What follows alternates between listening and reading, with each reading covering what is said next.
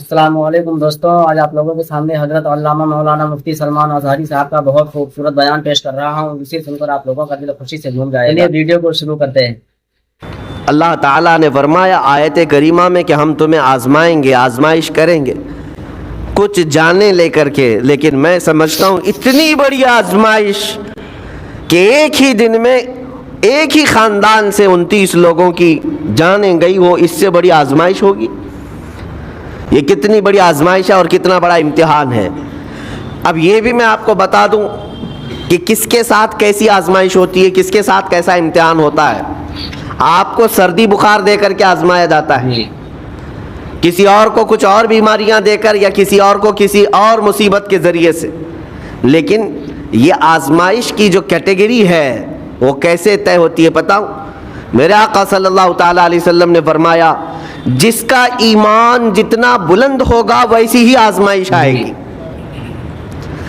یہ کربلا کے امتحانات سے یہ بات تو ثابت ہوتی ہے کہ امام حسین کے ایمان کا درجہ کیا رہا ہوگا، ان کے ایمان کا مقام کیا رہا ہوگا۔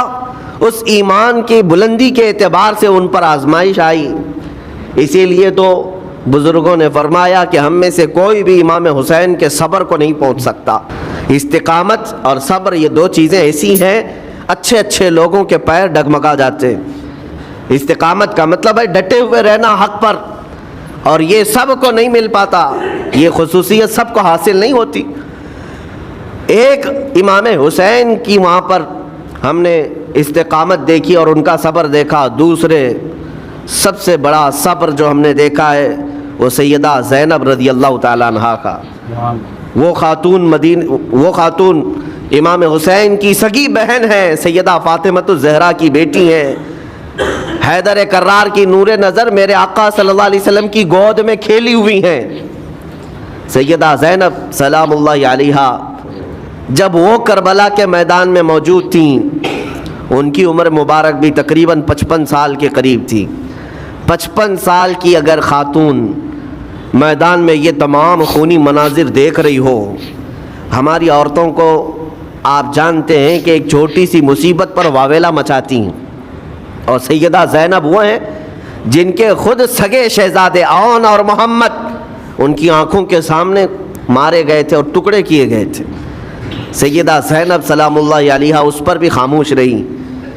لیکن اندازہ کرو جب سارے شہید ہو گئے تھے، امام حسین اپنے خیمے سے نکلنے کو تھے، جب کربلا کے میدان میں خود گھوڑے پر سوار ہونے کو تھے، جانتے ہیں یہ منظر کیسا رہا ہوگا۔ عورتیں تو ماتم کرتی ہیں ایسے حالات میں، لیکن وہ اہل بیت کی عورتیں تھیں۔ سیدہ زینب خود کھڑی ہوئی اور اپنے خیمے میں امام حسین کو لے گئی۔ ایک صندوق تھا پرانا، اس کو کھول کر کے اس میں سے ایک جبہ نکالا اور کہا میری ماں نے مجھے یہ وصیت کی تھی کہ جب حسین میدان میں اترنے کی اس کی باری آئے تو اس دن ہو سکتا ہے وہ مجھے یاد کرے۔ زینب اگر تو اس دن باقی رہے، تو اس دن زندہ رہے، تو اپنے ہاتھوں سے یہ حسین کو جبہ پہنانا۔ سیدہ زینب سلام اللہ علیہا انہوں نے خود اپنے ہاتھوں سے امام حسین کو یہ لباس پہنایا۔ کیا اس مقام پر کوئی اتنی طاقت رکھتا ہے کہ پورا گھر لٹ گیا ہو اور اپنے سگے بھائی کو جبہ پہنا کر کسی شادی میں نہیں، پھر جنگ کے میدان میں اتار رہے ہو؟ اس خاتون کے استقامت پر لاکھوں سلام۔ سیدہ زینب سلام اللہ علیہا وہ معمولی خاتون نہیں ہے، صبر کا پہاڑ تھیں۔ میں آپ کو بتاؤں، مصیبت کے وقت ایک بار کسی کا قتل ہو جائے تو وہ ایک موت ہے، لیکن یہاں پر کربلا کے میدان میں سیدہ زینب جتنی موتیں دیکھ رہی تھی، ہر موت پر ایک موت کی تکلیف ہے، ہر موت پر ایک موت کی تکلیف، لیکن وہ صابرہ و شاکرہ رہیں۔ پوری تاریخ میں ڈھونڈ کر کے آپ نکالیں، کہیں پر بھی سیدہ زینب نے نہ اپنے بال نوچے، نہ کپڑے پھاڑے، نہ چہرے پر ہاتھ مارا، بلکہ ایسا صبر کا دامن پکڑی رہیں کہ پوری زندگی بھر انہوں نے صبر کی تلقین کی تمام خواتین کو۔ گھر لٹانا، گھر کٹانا، کوئی سر کٹانا کوئی تم سے سیکھ جائے، جان عالم ہو فدا اے خاندان اہل بیت۔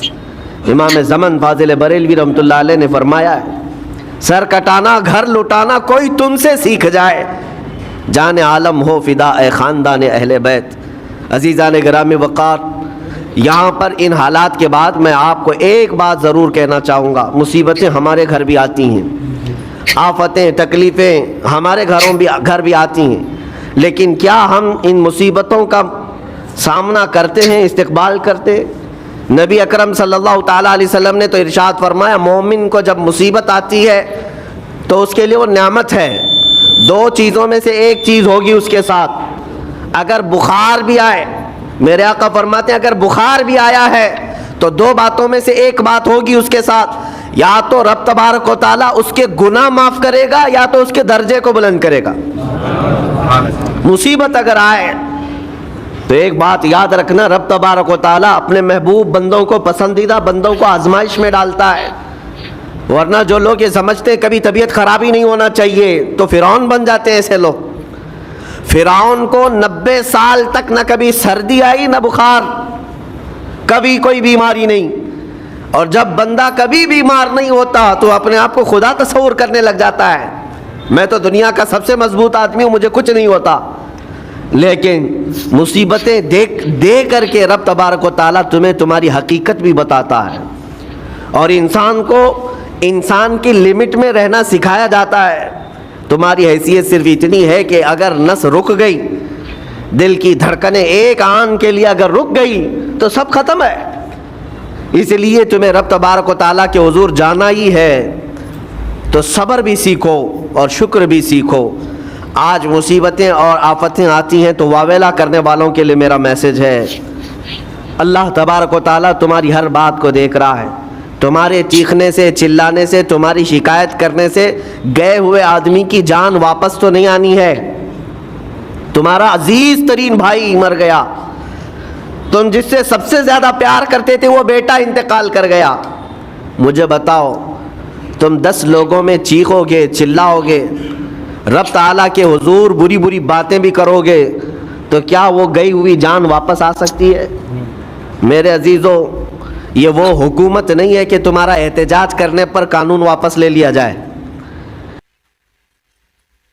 دوستو، یہ تھے حضرت علامہ مولانا مفتی سلمان اظہری صاحب، جنہوں نے بتایا کہ بیماری کیوں آتی ہے۔ اس کے تعلق سے آپ کو کنفیوژن ضرور ہو گیا ہوگا۔ آپ لوگوں سے امید ہے کہ ویڈیو اچھی لگی تو ہمارے چینل کو سبسکرائب کر کے اوپر والی گھنٹی کو ضرور دبائیں، اور پوری ویڈیو دیکھنے کے بعد لائک کمنٹ ضرور کیا کریں، اس سے ہماری ویڈیو کو بوسٹ ملتا ہے، پھر اس سے آگے بڑھتی ہے۔